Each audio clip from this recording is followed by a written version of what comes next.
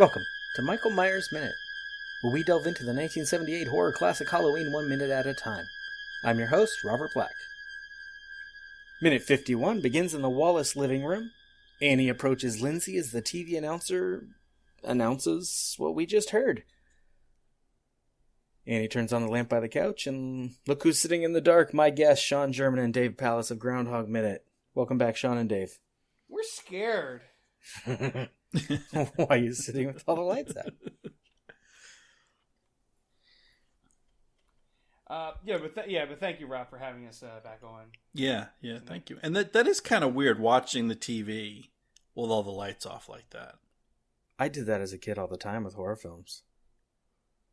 I did like that Halloween, too. We watched in the dark a lot. Yeah. It seems strange now, but it's something that I did. And apparently my parents would say like that was bad for your eyes. That, and I would after it was my bedtime, I would read. I was one of those me too. dweebs who was reading in bed under the covers with a flashlight. And it turns out it's not. The last I heard is it's not bad for your eyes, either reading in the dark or watching TV in the dark.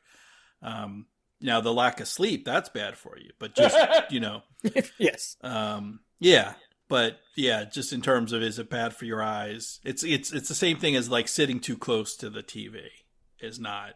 It may be like bad for your posture if you're sitting on the floor versus the couch, but like the radiation from the TV isn't going to burn your eyes or anything if you get too close. But yeah, so we get the famous lines that started at the end of last minute, and then so we have in this minute we've got bolt your windows, turn off your lights, and then the music is very spooky and scary and suspenseful. The announcer says, "Don't go away, because here's a scene from," and we can't really hear him, but presumably he says Forbidden Planet, because that's what shows, and that's the next movie that's on, because we'll see it later. I don't even think Lindsey really is watching it. I think Lindsey just wants to be left alone. Yeah. Like, I mean, and then she when Annie brings up Tommy, she's like, "Yeah, God, fine, just get rid of me, all right? If it just fine, God, I'm done, just done. Like it's Halloween, I'm sitting here in my school outfit, no friends tonight. God. Yeah. Oh, I'll take company. I'll take Tommy. I don't even know if Tommy's a good kid. Like, I don't even know. I don't remember if he's a good kid. He's okay. Yeah, for this little girl to be like, I don't know if she has a crush on him or not, but just be like, fine, I'll take the time with Tommy over you right now, wearing my dad's shirt. It's really weird. Like, you're really committing to this wearing my dad's shirt thing, aren't you? It does. There's a very, hand that rocks the cradle vibe to this. Like, are you trying to replace my mother now? You're wearing my father's shirts. You're walking around half naked. This is just weird. Well, and I feel like this is going against sort of type. I would, in my mind at least, the stereotype is more that the babysitter wants to be left alone. And it's the kid that's being watched that is like, oh, watch with me or play a game with me, or, that the kid is bugging the babysitter. That's and how then Tommy here they've is. just flipped the script. It's like the kid is just whatever. You get, your greasy, buttery clothes and your skeevy 30-year-old boyfriend. You do whatever you want to do. I don't just turn the lights off. Leave me alone in the dark. I'll be fine on my own. Yeah. That's, Yeah, all things being fair, like Lindsey probably would be a very easy babysitting job. She's not bothering. I mean, she's gonna either watch TV or draw or read a book. Yeah. And then you're gonna sit there for 3 hours, or 6 on Halloween, I guess. And then collect the easy, $15-20. Yeah. But somehow Annie finds a way to mess it all up. This is the easiest babysitting gig you'll ever get. And she screws the pooch. Now, before we move on, there's an IMDb goof here. It says the television plays scenes from The Thing from Another World out of order, which is wrong. The one that's played out of order here is Forbidden Planet, and it specifically, if you listen to the announcer, is a preview of what's coming up next. Because right now we're about 20 minutes in to Thing from Another World. No, like, IMDb, I know you can't take anything as fact, but yeah, you got to get on there. You got to give them what for, Rob. They're just making shit up. You can't. In Groundhog Day Project, 5 years ago, I went in and edited, I'm pretty sure it was every single goof on Groundhog Day. None of those edits are there. It's still the exact same goofs that were there before. Do you think like they want to force you to get a premium account or something? Maybe. I mean, they shouldn't make it possible to do edits if you don't have it, if it's not going to happen. Did you watch the recent podcast episode about Ernest Scared Stupid? No. They went through the goof sections, and it was straight up like opinions. It wasn't like a factual thing. Yeah. It was this is not a fact. Like, this isn't like it was like an opinion about the sound. Like, the sound's really spooky. Like, what is that? Like what is like it's like opinion. It's like who allowed this to be? It's like 2 minutes ago they called it a goof that Lindsey hung up the phone. That's not a goof. Lindsey wanted to hang up the phone. Yeah, it's like you didn't understand the joke, like the little subtle joke there. But this one, they have the wrong movie. It's Thing from Another World. It's Forbidden Planet that shows out of order, and it's for a reason. The announcer says it's a preview of what's coming up next. Yeah. It's like, no, don't you get it? Back then, televisions would show a commercial of what's going on, so you would stay through the advertisements rather than skip the ad after 3 seconds. Oh, God. We can sort of gauge the schedule of the evening, though, based on these movies, because last we saw we're about 20 minutes into The Thing from Another World, which presumably started at 8 p.m. Mm-hmm. Annie got to her babysitting gig around 7, and then Forbidden Planet probably would start around 10. And so later we see Forbidden Planet, so most of this movie takes place before midnight, leaving room for the sequel to go through the rest of the night.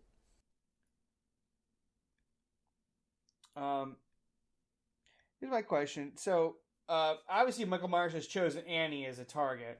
Yes. At the beginning of the movie, he was walking around in the daylight. Was he looking for anyone specifically? Because like the movie seems to focus on like Laurie and like being like, I thought I saw something weird.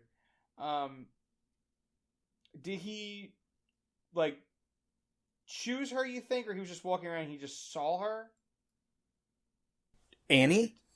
No, Laurie. Well, Laurie came by his house before school to drop off keys because her father is the realtor who's trying to sell it. And Michael was in there. And then he followed Laurie and Tommy both. He went by both of their schools. And then when Laurie gets out of school, she's with Annie and Linda. So then he follows Annie and Laurie in the car. Okay. And in the scene added for television, he had followed Linda. That's how he finds Laurie's house, is he follows Linda. So he's kind of just jumping on to whoever's there. Right. But he's been clocking Laurie since the house. Yeah. His house. And he only drifted to Annie because in the famous hedge scene, he disappears behind the hedge. He doesn't see where Laurie goes. Mm-hmm. But he saw where Linda's house is and he saw where Annie's house is.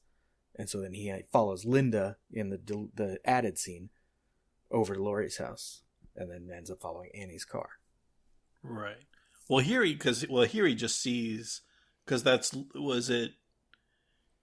when Annie takes Lindsey over at the end of this minute. Yeah. Is that Laurie's house or is that Tommy's house? That is Tommy's house. It's where Laurie is babysitting. Yeah. All right. So Laurie's babysitting at Tommy's house. If you want to twist it, you could almost be like, this is like a Babysitter's Club story. I was just thinking that. Oh my God, I was just thinking the same thing. You're like, it's really just a series of babysitters that got really in over their head. And didn't even realize it. Yeah. Yeah. I mean, if they had just kept to babysitting. All those books the girls read in grade school, if only they knew that the one Halloween book is just, woof, does it go down a bad path fast. Lessons to be learned here, folks. Pay attention. Keep this in mind, yeah. And now Annie's just taking a blanket from the house. Yep. She's taking a blanket and she's taking the bowl, like the bowl of popcorn that she's walking across the street. Well, that's so they're gonna an offering. Lindsay's to like, this is my consolation prize. I get Yeah. to keep the popcorn. Like, you're not taking the popcorn to Paul. You're not gonna bang and eat the popcorn that we like. I had to deal with you trying, making a mess in the kitchen over. I'm gonna eat this damn popcorn. It's like getting colder by the minute because of all the running around we're doing. Now you said something about Lindsey going over to Tommy's. In the novelization, she says she doesn't like Tommy Doyle. And Annie tells her that's tough. Tonight you're going to like Tommy Doyle because tonight I'm going to love Paul. Jesus! Oh, hey-oh. All right. Yeah, really. Like, you're just like, man, you're just like counting the minutes. Like, when's Michael Myers just going to just stab her to death? Like, what? Like, she's just like she's almost inhuman. Like, her horniness is like going past like common human decency, you know? You're gonna like him because I'm gonna love it. And Lindsay would be like, I'm too young to understand this. What are you talking about? And then Lindsay would be like, not Lindsay, but Annie in a disgusting way would like tell Lindsay how fornication works. And you'd be like, yeah, here's what we're gonna do in your parents' bed later. So that's like the worst thing Annie could have done. And so, and you were talking about trick-or-treaters and stuff. It's clearly not that late because you got a few trick-or-treaters that just run by. There's a few in this minute. I mean, it is 8 o'clock. I know 8 o'clock, 9 o'clock is like the last of it. You know, like most suburban areas, it feels like trick-or-treat is like, it's like 5 to 8 is like the once it's dark, they're starting to go away. Yeah. And, yeah. Well, and also we also have to remember, since this was made, at least for the United States, they've pushed back the time change for daylight saving time. So we have an extra hour of light. Actually, in 78, at the end of October that they didn't have. In 78, the time changed the weekend before Halloween. So it should be lighter. But they screwed that up. When are we getting rid of that? Are we going to just figure out something? Soon, I hope. I would just say get rid of it. Just same time all year round. But until that day. Yeah. It's like, what's it going to matter, man? It's going to get dark and you're going to get scared, and then you just got to like survive to the daylight. Like no matter what you do with the time, it just is what it is. Hey, death is going to catch us all, you know? Yeah. Yeah. You can't. Why try shift time to try and buy yourself an hour? It's not going to happen. Right. Yeah, and you're not actually getting any more daylight. You're just annoying people with your moving it to later in the day. Like, what are you doing? You're inside and you're watching television. Like, we know what you're doing. So it's not like, don't be like, oh, I need an extra hour to do outdoor activities. No, you don't. Shut up. You're boiling cider or cocoa right now. And you're gonna watch Sabrina on Netflix, and you're gonna tell everybody at work about it, and everyone at work's like, and then there's Dave at work who's like, look, I've been podcasting, I'm behind on a lot of shows, I need you to get off my ass. You're like, I like watching stuff, so if I say I'm behind on it, I'm not dicking around. You know? And then I'm like, what if I'm looking at buying a house? Yeah. Like, what if I'm doing that? Like, what if I'm actually trying to get a house? And they're like, what, did you watch Sabrina? It's really spooky. I'm like, I get it. I'm going to eventually get around to watching Iron Fist and Daredevil. It's going to happen. Just, I can't tell you when. Exactly. I finally finished the new season of Luke Cage just a few days ago. You know, I'm catching up. And I liked Luke Cage. I really wish Netflix didn't cancel it. You know, and I'm told that, like, if you dealt with Iron Fist season 1, you're going to enjoy Iron Fist season 2. That's why I'm excited for it. He's like, yeah, it's supposed to be better. I slogged through Iron Fist. Like, I did it. I fucking did it like it was a goddamn job. And so, like, when they say, like, you'll actually enjoy season 2, I go, okay, good. Like, there's something to enjoy that. So, oh my God. And then Netflix cancels American Vandal. You know, and here's another thing. It's like, Netflix is canceling shows that, like, I feel most American audiences are enjoying. I don't know where their statistics are. And then they bring in a bunch of foreign shows, and you're like, look, I don't have that time for all the subtitles you think I do. Well, but they're cheaper. And that's what that's what I'm saying. It's like, It's like you put in all these Spanish and French TV shows, and I'm like, I'm not, like, the one was like, oh, you watch Money Heist, you're gonna watch Elite? I'm like, no, Elite's like Spanish Riverdale. I'm 30 years old. I don't care. Like, I don't care how attractive in Spanish these Elite is young also on my teens watch are. list. I don't care. Like, it's not in my wheelhouse. Like, what am I paying my subscription fees for? You're going to give me this. You know what I'm doing with my Netflix subscription? I'm getting Columbo DVDs, and I'm watching them. Like, that's what I'm doing with my Netflix subscription. I'm watching Columbo, and I'm enjoying it immensely. So let's not gloss over the Spanish Riverdale thing. What show was that again? Elite. It's called Elite. It was My daughter like, loves you it. want to watch attractive Spanish people and, you know, like these attractive teenagers in prep school stuff, and the one guy from Money Heist. Like, there it is. I'm just like, you know, it comes up on your feed. Like, you gonna watch it? I'm like, no. Like, can I plug in? Like, no, I'm 30 years old. Like, this is not in my wheelhouse. Like, Put your birth date into your Netflix. yeah, you realize, right? You realize how old I am?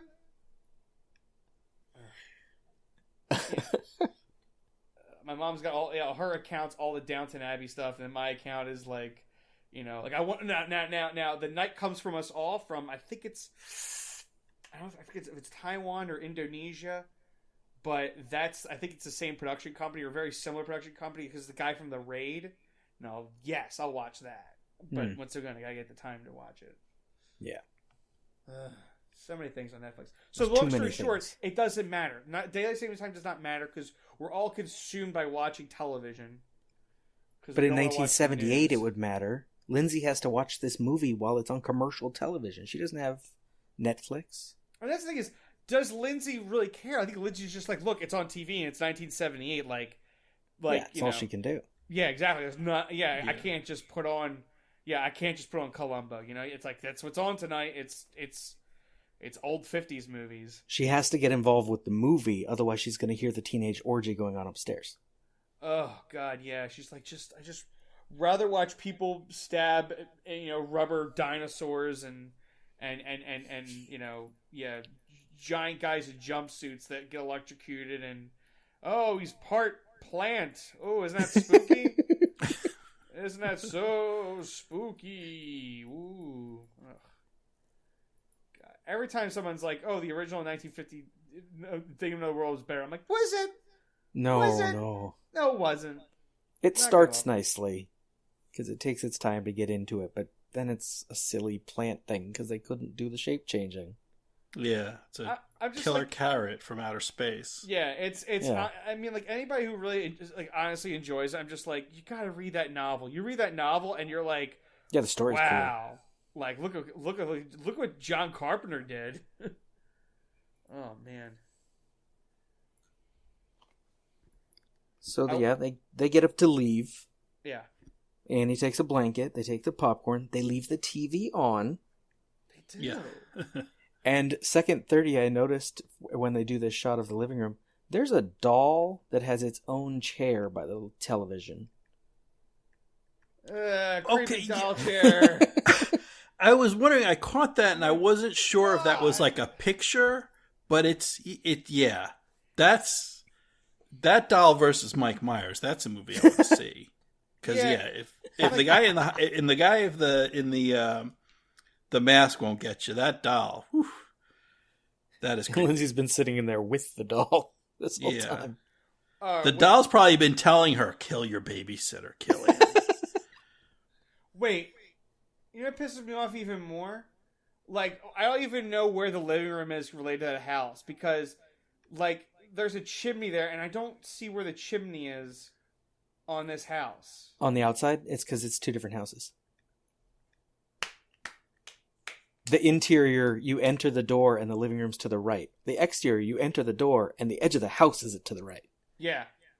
Yeah. It's two different houses. They're on the same street, but they're across the street from each other. That's a goof. Put that in IMDb. Oh, that's in there. Okay. Okay. Fine, that's one. That one's in there, and it's right. It's one of the Yes, few. finally. Internet. Now, you already mentioned that there's trick-or-treaters outside. I got really obsessive about the trick-or-treaters back in minute 17 and a couple others. So I paused for these ones, but because it's dark, it's hard to be specific. There's a guy in a fedora, but with no sleeves. Yeah, okay. Let's try and figure out what these guys are. There's one in white. Is that a rabbit? I'm trying to I thought like. it was looks a like chef. there's ears on a. It's a puffy hat of some sort, yeah. Yeah. And then the other guy has like this long green like cape thing, but it's really clingy, and so it's hard to tell what his costume's supposed to be. Yeah. But he also he's wearing like it looks like he's wearing like a big bowler hat too. The cape guy. Yeah. Yeah, the hat. These kids are just wearing their dad's hats. That's it. Just wearing their dad's hats. Well, for these scenes with the extras, like kids out there, they're just like the people in the crew were like, who knows some kids? And they'd get the kids out there. So yeah, it's whatever they had available. Who knows kids? I mean, also probably 1978 costumes stunk. There's some good ones in minute 17, but that was the scene that's in daytime, and so they knew we were going to see them. Yeah. Right. They probably figure this is dark. They just run by. You don't really see what's going on. Put on a hat, wear a cape, you're fine. Yeah, hat, a cape. I mean, like one's going to have like a stick and he's going to have a lightning bolt in his forearm, and another one's going to have like a yellow padded shirt with like metal claws on his hands. Like another guy, he's going to have a fedora and like, maybe claws in his hands too, but he's got a red and green and black sweater. These are the costumes we're looking for. Yep, that's it. You nailed it. Those are the three right there. Listeners, can you guess the costumes that Dave described?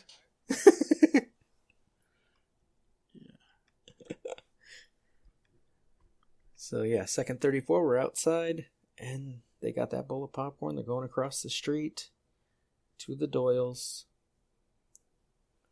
And Mike, he knows it. He's like, he knows they're going that way. Yeah, he's crouched down behind a car, which is weird. I don't like it when he crouches. You don't like when he crouches? It makes him seem like a person. I guess so. A person. It's like an entity would step out of something, but a person would crouch. Right. So stepping out is Honestly, they could have just had him do another behind a tree or behind a bush thing. They should have done that. Or have a taller car, Oh, no. That's what they should have done. Okay, it looks like it could be another hedge behind him. So what they should have done is just have a bush and and just have the moonlight hit his mask. Nice. Where it's like it just shot pans, and you hear the music, but it's light and you don't see it on first glance. But then you watch it again, you just see like he's just standing there, like. But the fact that he's mostly a dark jumpsuit, you can't see him. Yeah, and you just see, like the kitchen last minute, where he's just suddenly in the background when the camera moves. Yeah, I think if he just stood still and as the camera pans past the car, past a tree, like just a few shots of just hit his white mask like behind a bush, just standing facing us, I think that would have been great. Yeah, I tell you, what would have scared the bejesus out of me? The scariest thing I could think of that they could have done is, as Annie and Lindsay are running across the street, if we see Michael in one of the windows in the house that they just left. Boy! Oh, just still in there? Yes! Just standing in the window, you just see it like, oh, that'd be scary. Yeah, like if he was upstairs, Oh, in the script, by the way, he's not behind a car. It says the shape steps into the glow of a street light and watches them. Yeah, see? So they knew go. what our idea was already. They stole your idea and traveled back in time to put it in the novelization of the movie. That's the script. Yeah. Oh, the script. Okay, even the novelization's weirder or better. But I do like your idea of like he could have been behind one of the pillars on the second floor landing, and just like it's not until like maybe the trick or treaters pass by that you see him like just sidestep out, and then just stand there. And then you could have the same thing, the same angle of him watching them go to the next house. That would have been it. Yeah. So. I'm kind of with you on the crouching. No, it kind of does stand out. Yeah, the crouching is weird. There's a moment in the new movie where he goes to a window and they want to do like reflection in the glass, but in order to do it, he has to lean down, and all I could imagine is just to the side of the frame, he's leaning down, and I'm like, that just bothered me. I don't like him leaning. Yeah, get a higher window. He should be. I think he only can like just stand straight. Yeah. He's like just that. Like he only knows one motion, just stand straight. Like, He doesn't sit unless he's driving a stolen car. He doesn't crouch. Yeah, I would only allow sitting if you never saw him move from the chair. Like if you flashed the room by quickly and he was like sitting in the chair.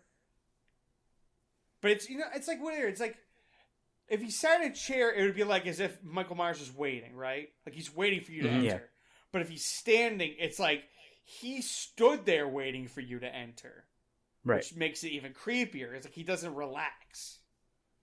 That's what that's it. That's what it is. That's what it is, Rob. We don't like showing Michael Myers relaxing.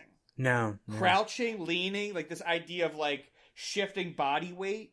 Like that's not Michael Myers' bit. Michael Myers' bit is he stands rigid, holding the knife, and he comes waits at you. Yeah. Yep. And unlike Friday the 13th franchises where Jason is like a straight up demonic entity, it's like this guy we don't know. We just don't know. And sometimes he doesn't move. He just stands there, Yeah, I do know. Seen. Like, how long did he stand in the backyard earlier before Laurie saw him? Yeah. And like I said, the same thing. If we had him on a bush or we had him on the parapet, you'd be like, he went to the house and he stood on the roof. Like, why? I don't know. He's Michael Myers. Like, I don't know. We just don't know these things. He just wanted someone to see him. Or even if you want to I'll give you a third option movie. You put him in the backyard of this new house where they don't know it, that they're running. As they're running to the house, you put him on one of the sides of the houses. They just didn't notice he was there. Hmm. Well, that's what happens later when Laurie goes back at the end of the movie. Okay. Because he's already in the house. Well, I mean, don't put him in the house. You put him like in the bushes of this house that they're running to now. But I mean, like, you put him standing in a bush. You don't put him like, I'm going to crouch and hide. Yeah, here, crouching by the car, I imagine he, like, sprinted across the street and ducked behind the car as they're coming out with their bowl of popcorn. It makes him seem like an actor and not a... Yeah, it makes Michael Myers feel like he doesn't want to get seen yet. Whereas I don't feel like Michael Myers is worried about being seen. Michael Myers is like, I will present myself when I need to, kind of vibe. Like, he could have just stood there, but he's like, I saw what I needed to, and then he steps away. Like, he walks over to the door, sees her in the kitchen on the phone.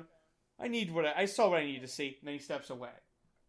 It's not like him going, oh boy, I hope she doesn't see me. It's not like that. It's him going, okay, I see what I need to do here, and then he walks away.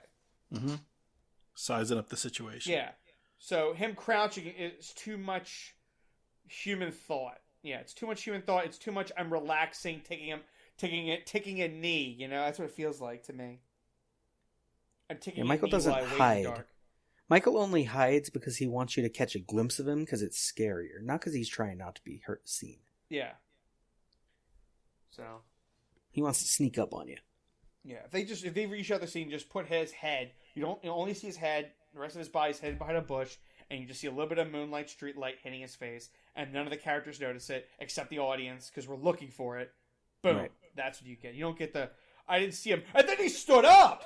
Whoa! Like, no, don't do the stand up thing. Yeah, that's mostly that's my notes for the minute because. Yeah, second 50, we get the musical stinger, and the shape rises up from next to the car. We hear crickets and breathing, and a bit from the novelization if you want to know how weird some of it is. The Prowler stood, holding his knife. He watched the two girls cross the street and stand in front of the door of the house where the other girl was staying. He stood his ground, waiting to see what they did, feeling a throbbing between his legs and a painful pounding in his temples. The voice was getting louder. He had come close a few minutes ago, when the girl was stuck in the window, but the child had foiled it at the last second. That was all right. He had all night. Opportunity would present itself again. Nope. I would X so much of that. Yeah. Like, you're doing the Rob Zombie thing. You're describing and you're telling us about Michael Myers. You're telling that he has blood pumping. You're telling us that he has a brain that's throbbing and he's erect doing this. Like, all of that is detail that we shouldn't know about Michael Myers. We don't even know what's going behind that mask, what's going behind that overalls. Yeah, part of why he takes so long, like, sneaking around in the novelization is basically that he's resisting the urge to kill these people. Like, he hears a voice, this Celtic kid named Enda that's in the prologue, that wants him to kill people, and doesn't quite want to do it, but then he just does it anyway. No. I just, no. Like, no. That's it. I say it's not of that, because it's just that, I don't want, because then that's it. That's human. There's a humanity fighting the urge. Yeah. And that's bad. Like, you want this thing to be, you can't comprehend Michael Myers. You can't comprehend why he's doing it. You can't comprehend why he's killing, why he's standing there, why he's not moving, why he's wearing a mask. All these questions you're not allowed to know. You can answer those questions, but you'll never know the answer to it. So to have this book say, yeah, oh, he was aroused, he's fighting, there's a noise in his head. Like, no, it's all just unnecessary detail. They should have just stopped when it said only what you could see surface levels is what should be allowed to be said about Michael Myers. He stood watching them enter the house where the other girl was. That's it. That's all. Although that's hard to write in a novelization. Also, the novelization of the new movie basically quotes the script almost word for word when it gets to scenes like that, and it feels weird because it's suddenly present tense and there's no detail. But there's got to be some middle ground on how to write those sequences. It's like show he's there with not tell us anything about what's going on with him. Yeah, there's got to be a way to write, like, you watch a scene, and then there's got to be a way to write the scene where you feel like you. It doesn't say it specifically, but how the tense has changed. You feel like you're not watching that scene anymore from inside the house. You're watching the scene from outside the house. Yeah. Mm-hmm. Like, there's got to be a way to write it where you change some of the tenses, where it makes it sound like you're in the middle of a conversation between two people in a house, and then it cuts to, like, you know, the murmuring of the girls in the window, and it changes the tension. You go, oh, I'm outside. Oh no, I'm the perspective of Michael Myers, and that, and you know, like, if you do it often enough, it could work. But the novelization of the new movie does it only a few times, and so it just feels weird.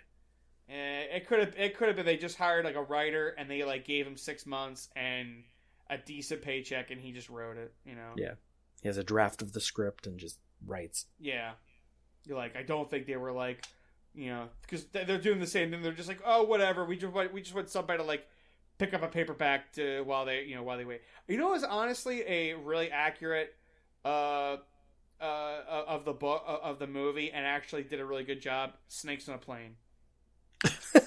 Really?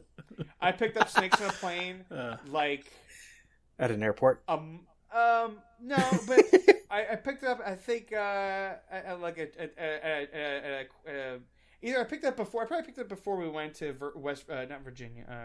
Williamsburg, Virginia, on a family vacation about a month before the movie came out, and I read it, and it was really good. So I knew what was going on. So when I was watching the movie and something happened, I turned to my friend and go, "Don't worry, man, it's all covered."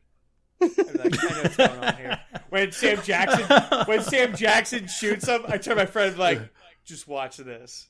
And then it's like, no, he had a bulletproof vest on, but there was a snake on his chest. I was like, told you.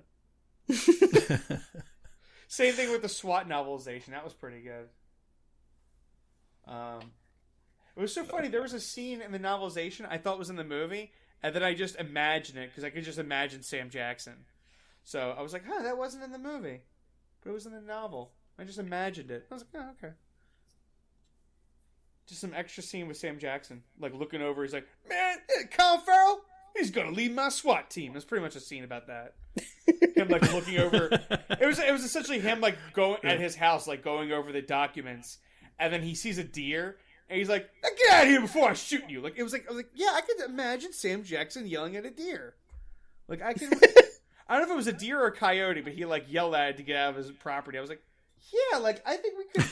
And then I watched the movie, and that could happen. And then, like, no one saw that. And so I was like, I guess I just read the novelization, and then just, I guess my brain just made the scene. Huh. Wow, that's imagination for you. Well, that's how it should work. Imagination works, man. I tell you. All that reading rainbow shit, they ain't lying. LeVar Burton was telling the truth, guys. It was in a book. End the minute, Rob. Yeah.